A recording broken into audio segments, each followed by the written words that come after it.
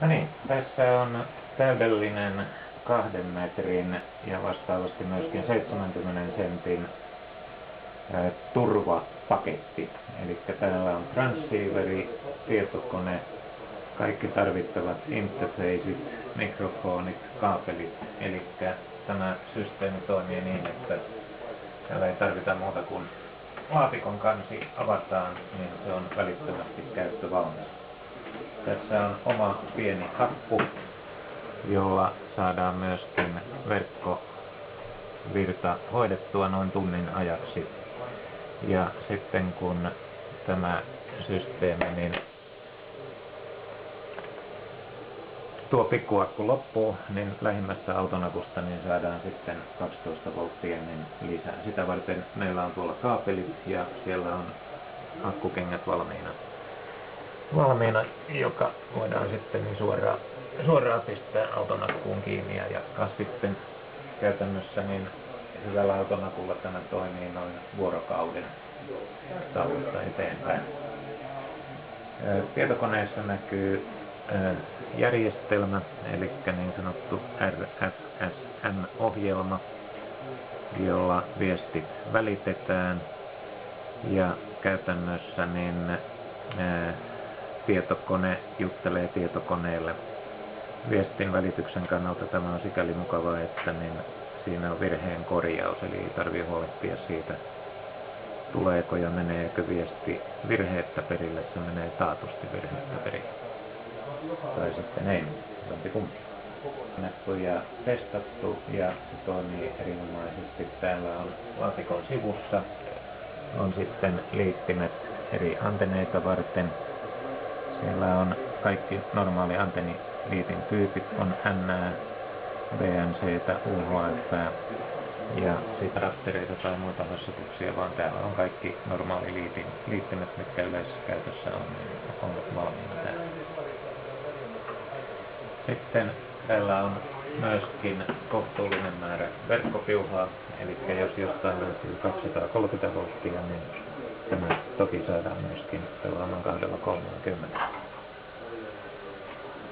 Ja sitten ei muuta kuin menoksi. Katsotaan mitä vastaa sen, ja täältä löytyisi ilmeisesti, tuosta voidaan kokeilla.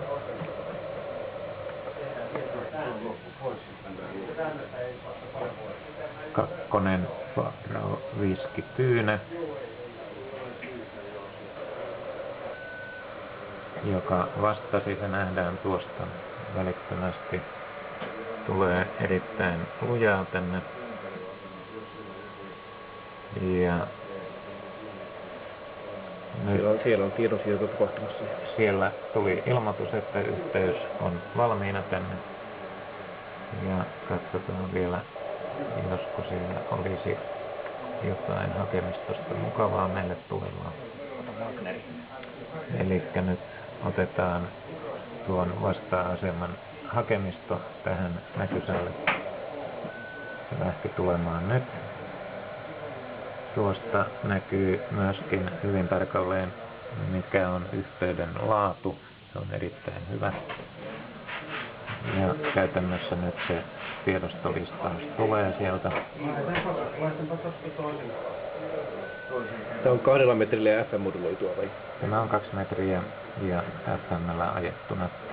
Käytännön kannalta niin on 2 metrillä niin joustavaa, että se on FM:llä, koska se ei ole niin ronkeli taajuudesta se menee, vaikka lähettimet ja vastaanottimet olisi pikkasen eri taajuuksia. No niin, nyt se ilmoitti, että se on saatu. Ja se vaan kuittaa sen, että se on tullut. Se tulee tähän näkysälle. Ja meillä on 2 eri tiedostoa olemassa. Ja otamme niistä vaikka tuon Wagnerin. Tuolla komennettiin se lähettämään tänne sen, ja nyt se tulee automaattisesti sieltä sitten.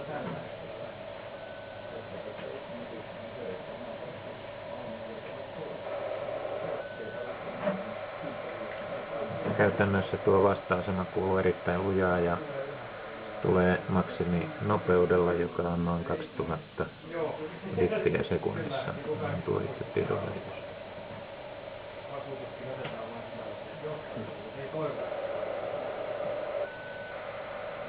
No niin, se lähtee tulemaan. Tuleekin vähän lujempaa, se tulee 2600 bittiä sekunnissa, jolloin se ei kestä kovin kauaa, kun se kuva sieltä tulee.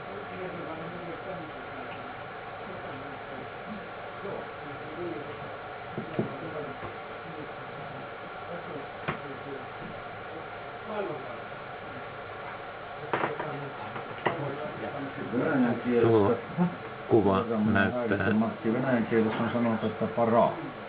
Tuosta näkyy kuumemittarista, missä vaiheessa se tiedoston tulo on. Ja sitten kun se on 100, ilmeisesti se saadaan kerralla sieltä.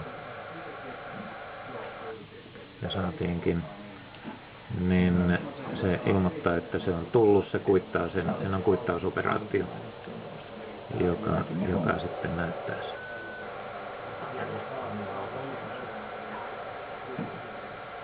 Se tulee automaattisesti myöskin tähän näkyviin ja me näemme sen kuvan sitten heti tässä perässä.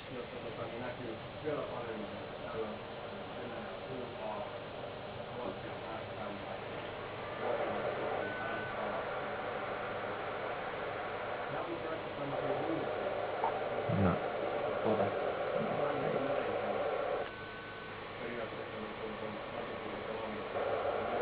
Tossa. Semmoinen viesti tuli. Semmoinen viesti tuli, joo.